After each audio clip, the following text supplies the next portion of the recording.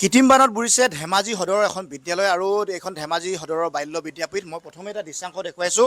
গোটেই চৌহদত ইতিমধ্যে যোৱা কেইবাটা দিন ধৰি যি আচলতে মুখলধাৰ বৰষুণ অব্যাহত আছে। মুখলধাৰ বৰষুণৰ ফলত এতিয়া এই গোটেই বিদ্যালয় চৌহদটোত পানীৰ উপচি পৰিছে আৰু যাৰ ফলশ্ৰুতিত ইতিমধ্যে প্ৰতিটো শ্ৰেণীকোঠাতে কিন্তু আচলতে এগাঁঠি পৰ্যন্ত পানী আৰু ছাত্ৰ ছাত্ৰীসকলক ইতিমধ্যে পাঠদান ব্যাহত হৈছে।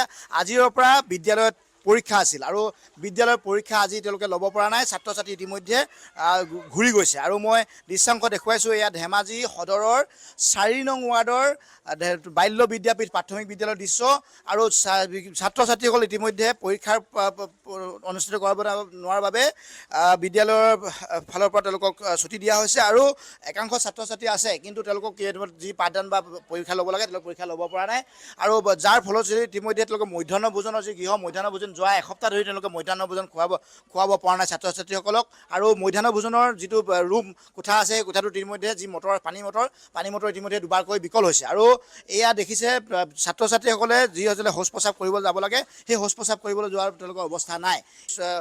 এই ছাত্ৰ ছাত্ৰীসকলে যিধৰণে ইয়াতে আহি পাঠদান কৰি তেওঁলোকে পাঠ গ্ৰহণ কৰেহি কিন্তু এতিয়া তেওঁলোকে পাঠ গ্ৰহণৰ পৰা বঞ্চিত হ'ব লগা হৈছে। আৰু এটা কথা উল্লেখ কৰিব লাগিব যে এই কৃত্ৰিম বান এইবাৰেই নহয়, প্ৰতি বছৰে কৃত্ৰিম বান হয়। কৃত্ৰিম বান নিৰাময়ৰ ক্ষেত্ৰত কিন্তু কোনো ধৰণৰ বিভাগীয়ভাৱে পদক্ষেপ গ্ৰহণ কৰা পৰিলক্ষিত হোৱা নাই। আমি এই বিদ্যালয়ৰ প্ৰধান শিক্ষয়িত্ৰী আছে, আমি তেখেতলোকৰ পৰা কিছু জানিবলৈ চেষ্টা কৰিম যে আজি যিহেতু তেওঁলোকৰ বিদ্যালয় আজি পৰীক্ষা আছিল, এই পৰীক্ষা আপোনালোকৰ আজি ব্যাহত হৈছে, কিমান বিদ্যালয়ৰ ছাত্ৰ ছাত্ৰী আছে আৰু বৰ্তমান ইয়াৰ পৰিৱেশটো আপুনি জানিব বিচাৰিছোঁ। হয়, এইখন ধেমাজি 4 নং ৱাৰ্ডত অৱস্থিত ধেমাজি বাল্য বিদ্যাপীঠ প্ৰাথমিক বিদ্যালয়।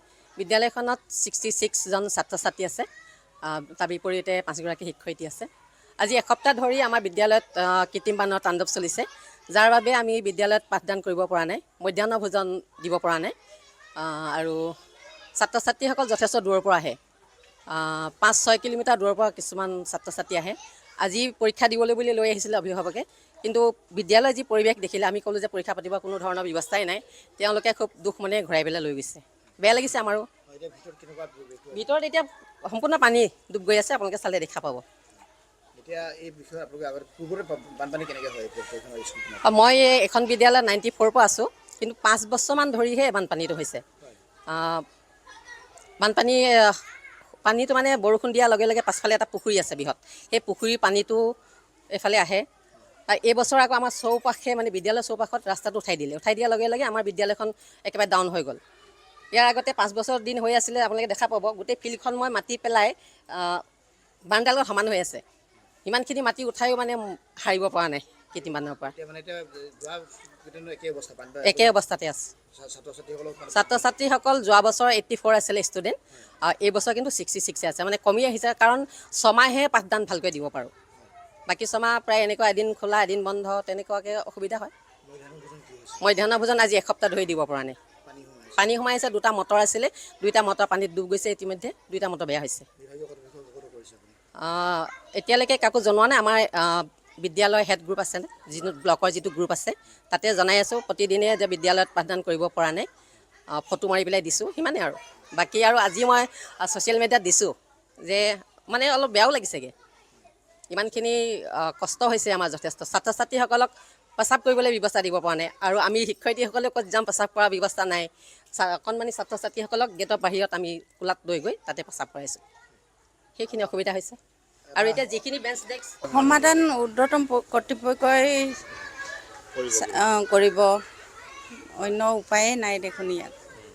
আমাৰ চব চাৰিওপিনে মানে ঘৰবোৰ ওখ হ'ল, ৰাস্তা ওখ হ'ল। এতিয়া আমাৰ স্কুলখনে বেছি দ হৈ থাকিলে মানে এতিয়া একো উপায় নোহোৱা হৈছে। ঊৰ্ধ্বতম কৰ্তৃপক্ষই এসপ্তাহ বেছি হ'ল। এতিয়া আজি পৰীক্ষা আছিল, সদায় মানে হাফ ছুটি দিব লগা হৈছে। হাফ ছুটি দিওঁ। আমি আহি থাকোঁ, আমি 2টা বজালৈ থাকোঁ, কিন্তু ল'ৰা ছোৱালীক সোনকালে পঠিয়াই দিব লগা হয় আৰু খোৱা বোৱা ব্যৱস্থা নাই। সেইকাৰণে মধ্যাহ্ন ভোজন দিব পৰা নাই। ৰান্ধনি কেনেকৈ খোৱা পানীয়ে নাই। এতিয়া মটৰ বেয়া হ'ল, পেচাব কৰিবলৈ জেগা নাই। অবৰ্ণনীয় পৰিস্থিতি আৰু মই এইখিনি এইখন আচলতে বাল্য বিদ্যাপীঠ আৰু বাল্য বিদ্যাপীঠৰ যদি ভিতৰৰ চৌহদটো চাওক যে ছাত্ৰ ছাত্ৰীয়ে কেনেধৰণে আচলতে পাঠ গ্ৰহণ কৰিব বা পৰীক্ষা তেওঁলোকে কেনেকৈ বহিব কাৰণ পৰীক্ষাৰ যি শ্ৰেণীকোঠাত ইতিমধ্যে ডুঙা ডুঙে পানী জমা হৈ আছে আৰু যোৱা এসপ্তাহ ধৰি এক অবৰ্ণনীয় পৰিস্থিতি প্ৰতি বছৰে যোৱা 5টা বছৰত এনেধৰণে কৃত্ৰিম বানত বুৰিছে বাল্য বিদ্যাপীঠ কিন্তু এই বাল্য বিদ্যাপীঠৰ যি আন্তঃগাঁথনি উন্নয়নৰ ক্ষেত্ৰত প্ৰয়োজনীয়তা আহি পৰিছে আৰু এই ক্ষেত্ৰত বিভাগীয় কৰ্তৃপক্ষই দৃষ্টি নিক্ষেপ কৰাৰ প্ৰয়োজন আছে আমি দেখুৱাইছোঁ এয়া ধেমাজি বাল্য বিদ্যাপীঠৰ দৃশ্য আৰু বাল্য বিদ্যাপীঠৰ এনেধৰণে এতিয়া কৃত্ৰিম বানত বুৰিছে যাৰ ফলশ্ৰুতিত ছাত্ৰ ছাত্ৰীসকলে যথেষ্ট এক আচলতে অভাৱনীয় পৰিস্থিতিৰ সন্মুখীন হ'বলগীয়া হৈছে আৰু অতি শীঘ্ৰেই ইয়াৰ এটা সমাধান হোৱাটো বিচাৰিছে বিদ্যালয়ৰ কৰ্তৃপক্ষই